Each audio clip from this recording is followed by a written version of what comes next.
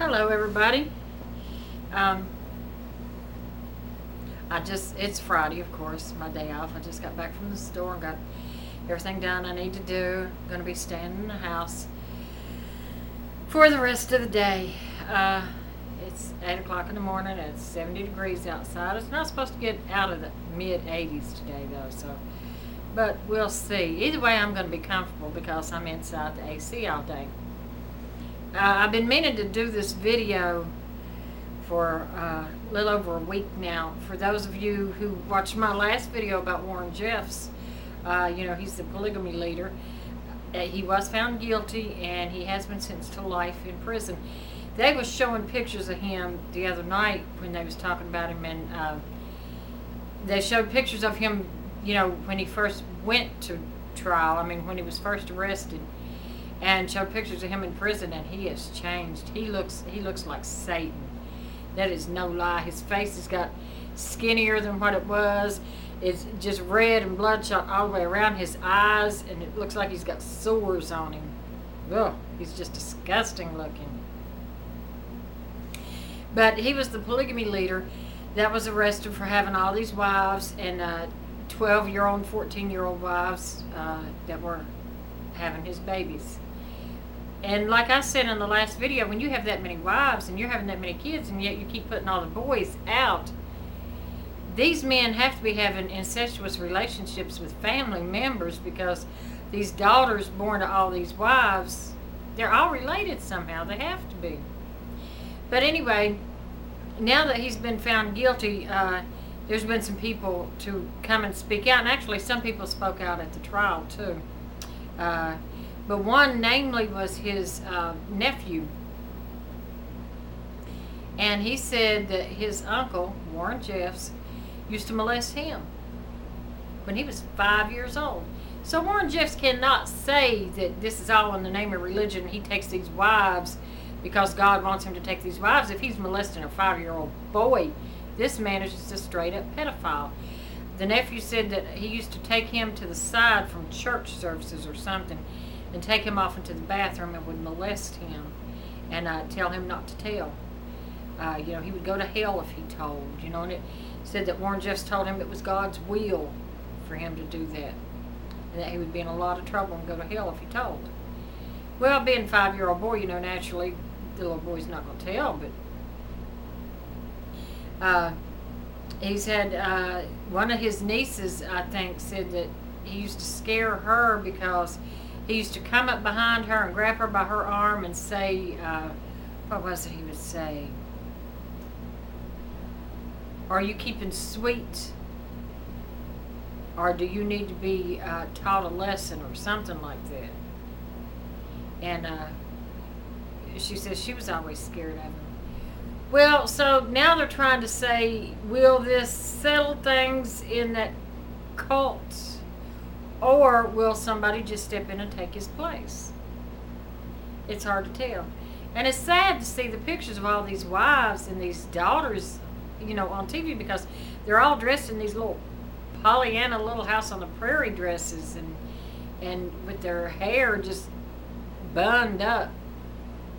And some of them, when I watch them sometimes, I see these little girls and I'm thinking to myself, they're being raised this way. Half the women on there, the younger women don't know any different because they were raised that way.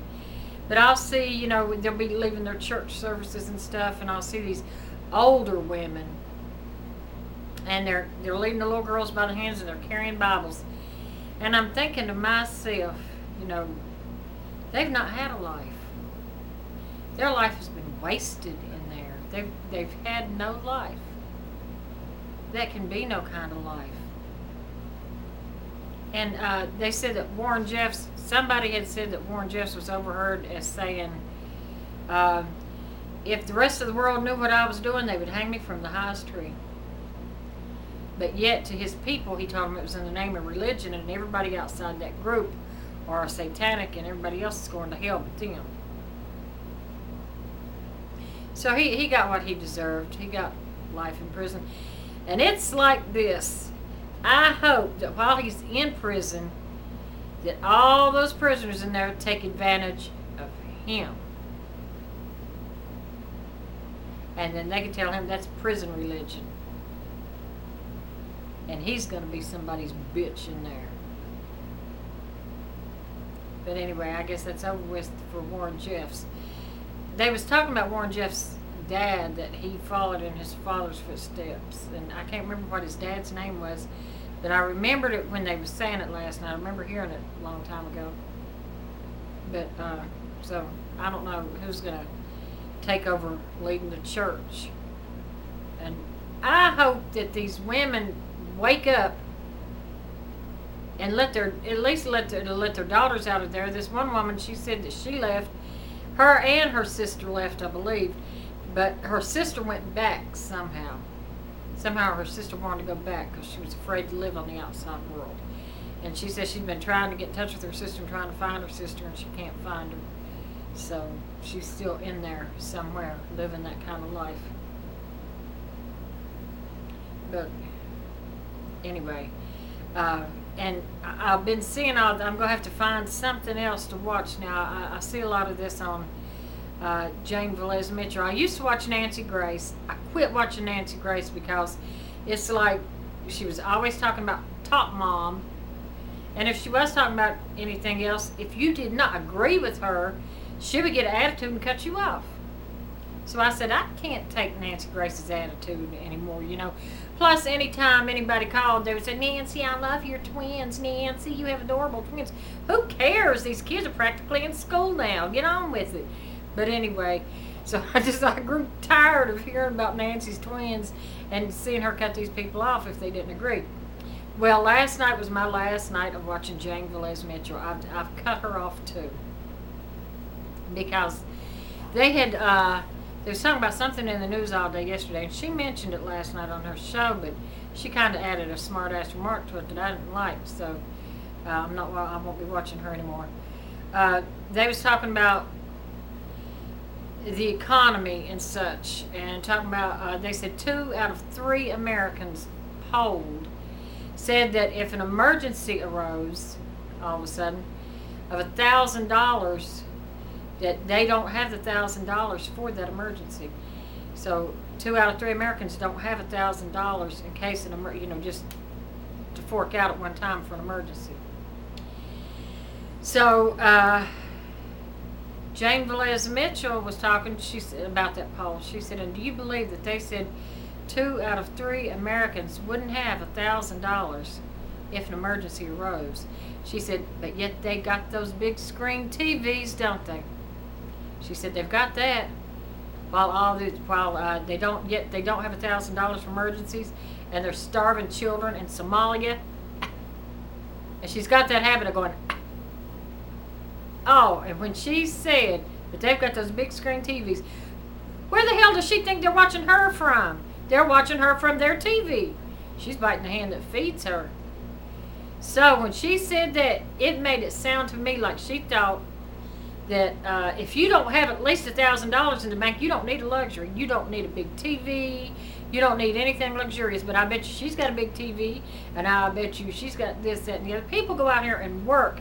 They want nice things. And as far as the starving children in Somalia, well, there's adults in Somalia too. Let the adults take care of their own. We have starving children here in the United States. Why are they always thinking about starving children in other countries? Somebody had to have made those children. Now let those people be responsible. Why is it we should always sacrifice ourselves to be responsible for people all around the world? Now that's just craziness. I believe in helping other people that try to help themselves. But if you keep having babies, you ain't trying to help yourself. So, and then Jane Velez Mitchell is not thinking like this. Sure, 2 out of 3 Americans might not have that $1,000 now, and they probably bought that big TV set and had their luxuries before the economy went all to hell because of the government. Before everything started, before the banks started going bankrupt, and before people started losing their jobs and layoff and all the jobs going over to China. So Jane Velez Mitchell needs to watch what she says, because it's not fair and it's not right, and I will not be watching her anymore. When she said that, that pissed me off. And I picked up my remote and flipped the channel. And I tell you, I can't even tell you what I watched. I just put it on another channel and got back online. And I said to myself, I will not watch her again. But anyway. Oh, how do you like my earrings? My earrings. These are the earrings that a friend of, I don't know if you'd call her a friend or what, but she stays at the motel where the kids work. And we just found out some stuff about her that's not too good. That's neither here nor there. I think Joe's going to do a video, something about that pertaining to scammers. But and that should be an interesting video that he's going to do. I don't know when he's going to do it. Joey procrastinates a lot. He'll say he's going to do a video and it'll show up 3 weeks later. But he was going to do a video about people scamming. And most of the time the people that get scammed are the old people. Now, I don't understand how you can work all your life and save all this money and then give it to a scammer. To me, that makes no sense. But, you know, well, I don't know their situations. I don't know. Maybe they're lonely.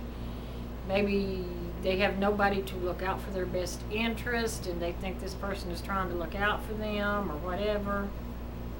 I don't know. I don't know the situation, but before I would ever give anything to anybody, I would always have my kids look into it. I believe I would, you know. And I'm not a senior citizen, but my kids take care of me. They take very good care of me. I know the other day I had Jeep trouble. Oh, I took Stephanie to work. When I got off work, I came home, and then I went and picked her up, and I took her to work. Well, I smelled something, and I couldn't figure out what it was, but I hadn't paid no attention to it.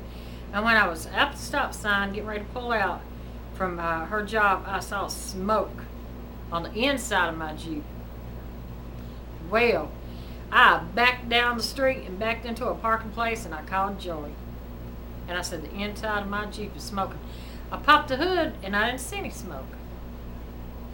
So we checked it. He got dressed, and he came down to the Ramada, and we checked everything out. Couldn't find anything, and so on the way home, he rode. Of course, he rode on the way home with me. We had Tim follow us, and you know, make sure if I broke down on the road, if I saw any smoke, I was going to pull over, you know, because I was traumatized. But on the way home, we was talking about, and I was telling him, you know, I said, well, I dropped her off, and blah blah blah, and then I smelled something. I saw the smoke. And I reached up to turn the radio up, you know, because I liked having my radio on it, and the radio wasn't playing. I said, my radio's not coming on. And I've got a computerized panel down here, you know, that shows the Jeep when the doors are open, blah, blah, blah, shows how many miles to this, that, and the other. You all know what I mean. It's all computerized. He's like, your computerized panel's out. And so I'm assuming that there was a wire that goes to that radio and to the panel that had burned out, and that's why I was seeing little plumes of smoke inside the Jeep. I hope that's all it was. So, and I don't even know how I got on that subject, but my mind is just wandering, I guess. Anyway, it is now 8:15, so I'm going to wrap up this video and start uploading it so I can go and eat me some breakfast. Not sure what I'm going to have yet, but I'll find something. And until next time, bye-bye.